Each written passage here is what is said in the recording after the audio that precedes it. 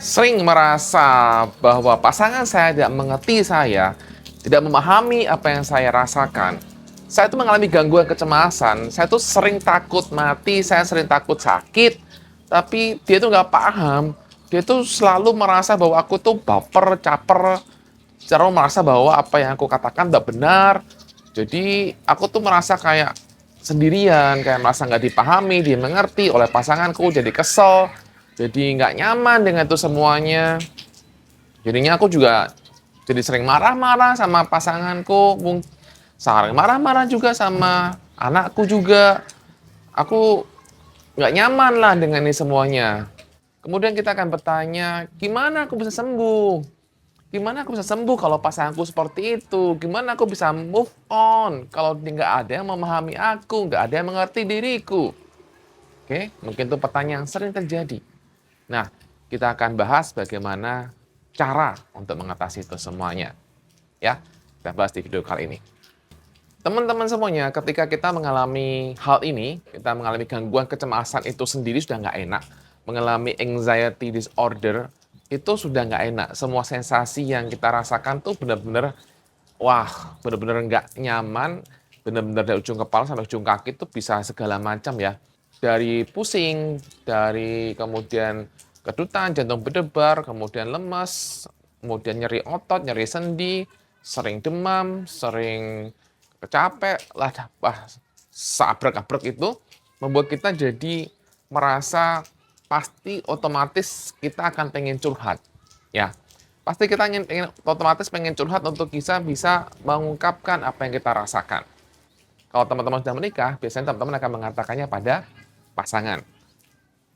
Nah, ketika kita mengatakannya pada pasangan, yang terjadi adalah pasangan bisa mengerti, ya. Kalau pasangan mengerti, memahami, oke, nggak ada masalah. Tapi yang terjadi adalah kebanyakan juga adalah banyak orang atau banyak pasangan yang tidak memahami apa yang kita rasakan. Banyak pasangan malah bingung dengan apa yang kita alami. Kenapa mereka bingung? Karena mereka sudah membawa kita ke dokter, sudah membawa kita ke pengobatan-pengobatan lain, dan dikatakan bahwa itu semuanya adalah masalah pikiran, dan fisiknya juga oke-oke aja, tapi kita sering mengeluh sakit.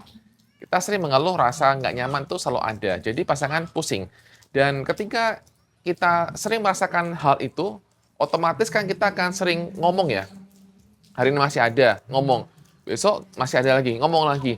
Sering kali kita akan mengatakan hal itu berulang kali pada pasangan. Nah, pasangan kemudian akhirnya mendapatkan hal yang sama, mendapatkan pemahaman yang sama, mendapatkan input yang sama, mungkin lama-kelamaan dia bosan.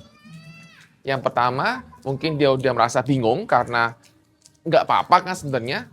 Kemudian yang kedua dia bingung, dia merasa, loh kok kamu terus kan udah dibilang berkali-kali bahwa sama dokter tuh nggak apa-apa. Udah dokter ini, dokter itu udah turutin, tapi kok kamu masih nggak percaya juga bahwa kamu tuh baik-baik saja. Sehingga kemudian mereka pasangan mungkin akan merasa bahwa kita itu terlalu baper gitu kan. Bahwa kita terlalu berlebihan begitu. Nah, ketika ini terus terjadi dan akhirnya pasangan mulai bersikap seperti itu, dan kita pun jadi mulai berubah dari yang semula kita merasa bahwa kita bisa ngomong sama dia, kemudian kita jadi merasa bahwa, aduh, kok dia nggak ngerti saya ya? Kok dia nggak pahami saya ya? Nah, belum lagi kalau misalnya kamu punya masalah dengan pasanganmu, masalah keluarga biasa, masalah apapun tentang keluarga, dan kamu punya masalah itu lagi, udah, kamu yang semakin merasa kesel kan, yang sudah ada akarnya tadi bahwa udah kesel sama pasangan karena peristiwa-peristiwa masa lalu atau karena hal yang terjadi di rumah tangga, kemudian ketika kamu merasa butuh untuk ngomong dengan pasangan, ternyata pasangan malah tidak mengerti kamu, dan itu membuat kamu semakin kesel, menambah kekesalan yang sudah ada. Nah, akhirnya yang terjadi teman-teman, ketika kamu semakin merasa kesel, kamu semakin apa? Semakin fokus pada dirimu sendiri, semakin merasa kesepian, semakin merasa bahwa nggak ada yang mengerti saya, dan kemudian ketika kamu semakin merasa nggak ada yang mengerti saya, yang terjadi biasanya, kamu itu bisa marah, sering marah pada anak-anakmu. Oke, sering marah pada anakmu, kemudian kamu jadi sering akhirnya ketika diajak main sama anakmu, "Enggak lah, mama itu lagi begini, papa itu lagi begini. Kamu ngerti lah, papa itu nggak mau mama nggak mau begini. Papa mama lagi sakit, ngertiin papa mama dong." Kayak gitu ke anak-anak biasanya. Tindakan-tindakan itu kalau sekali dua kali nggak apa-apa, tapi ketika Anda udah mulai menyadari bahwa, "Oh, kok saya jadi sering marah sama anak saya," kemudian teman-teman jadi semakin merasa, "Aduh, kok aku begini banget, aku bukan jadi orang tua yang baik untuk anak-anakku," gitu kan. Nah, jadi semakin banyak emosi-emosi yang tambah dan tambah. Nah, poin yang mau saya sampaikan teman-teman, ketika kita sudah mulai merasakan emosi-emosi yang semakin bertambah dan semakin bertambah, kemungkinan kita akan semakin stres kan? Ya, semakin stres, semakin hormon kortisol semakin keluar, semakin kita akan semakin merasakan badan nggak nyaman, pegel, dan seterusnya. Jadi masalah adalah begini teman-teman, teman-teman akhirnya tanpa sadar berubah menjadi semacam menyalahkan orang lain. Gara-gara kamu, aku nggak bisa sembuh-sembuh. Gara-gara kamu nggak memahami aku nggak bisa sembuh-sembuh. Gara-gara nggak ada yang bisa mengerti apa yang kau rasakan, tidak ada yang bisa memahamiku, aku ini jadi susah sembuhnya. Nah, ini yang saya mau garis bawahi teman-teman, ini yang tidak perlu teman-teman punya. Teman-teman harus sadar, ini adalah jebakan pikiranmu. Kamu bisa sembuh teman-teman, kamu bisa pulih. Kamu bisa pulih. Jadi, janganlah terus berasa sebagai korban dari orang lain. Kamu mengalami gangguan kecemasan, anxiety, itu karena pikiranmu sendiri. Ya. Kamu merespon apapun jadi di luar lingkunganmu, kamu merespon apa yang jadi dalam tubuhmu, itu berdasarkan apa yang muncul dalam pikiranmu. Jadi yang membuat pikiran-pikiran aneh itu adalah dirimu. Yang membuat pikiran-pikiran itu menjadi mengerikan adalah dirimu. Jadi, kalau kamu mau berubah, teman-teman, stop untuk merasa sebagai korban dari orang lain. Suami, pasangan, istri begitu, ya udah mau diapain. Kamu tetap harus survive. Kamu tetap harus bangkit untuk siapa? Untuk diri kamu sendiri. Untuk diri kamu sendiri, untuk anak kamu. Kalau kamu udah punya anak, itu yang perlu kamu lakukan. Orang lain di luar sana, metode-metode, termasuk YouTube saya sekalipun, itu hanya membantu saja, tapi yang membuat kamu sembuh, yang membuat kamu pulih, itu adalah bukan YouTube saya, bukan metode, bukan orang lain, tapi diri kamu sendiri. Yang membuat kamu sembuh adalah diri kamu sendiri. Ketika kamu mulai mau dan mampu untuk merubah mindset, bahwa saya yang bertanggung jawab atas kepulihan saya. Ketika kamu mulai punya mindset bahwa saya yang bertanggung jawab atas pemulihan saya, kamu akan jauh lebih baik lagi. Kamu akan melakukan tindakan-tindakan yang selama ini mungkin kamu nggak pernah lakukan. Kamu akan mulai membuka diri dengan metode-metode baru, dan itu akan jauh lebih mudah. Metode-metode apapun, YouTube atau apapun itu akan jauh lebih mudah masuk ke dalam dirimu ketika kamu mulai membuka dirimu. Dan bukan lagi merasa sebagai korban dari keadaan. Kemudian kamu juga semakin mendekatkan diri pada yang di atas. Kamu semakin lebih mudah. Kenapa? Karena saya benar-benar mau untuk dekat, saya mau benar-benar pulih gitu.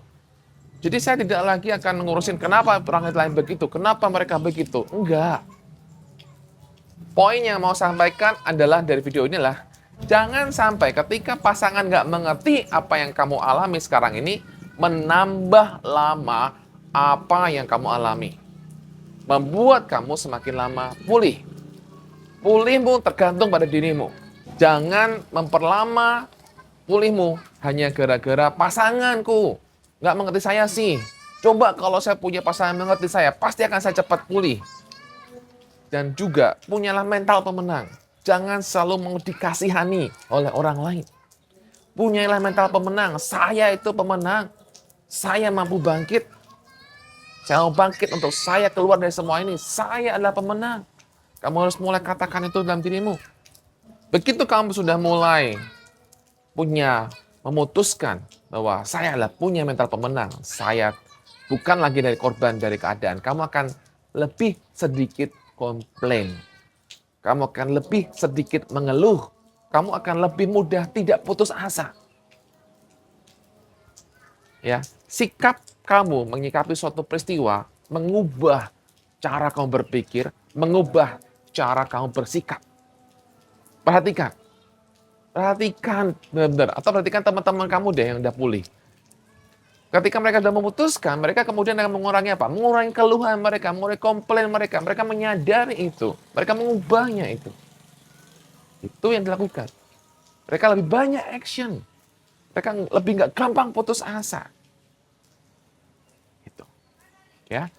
Jadi itu teman-teman yang mungkin saya perlu sampaikan teman-teman. Jadi sekali lagi, apapun kondisi kamu sekarang ini, percayalah kamu bisa pulih. Ya, percaya kamu bisa pulih. Kamu bisa pulih. Apapun keadaanmu hari ini, apapun pasanganmu hari ini, apapun keadaan yang terjadi sekeliling kamu sekarang ini, kamu bisa pulih.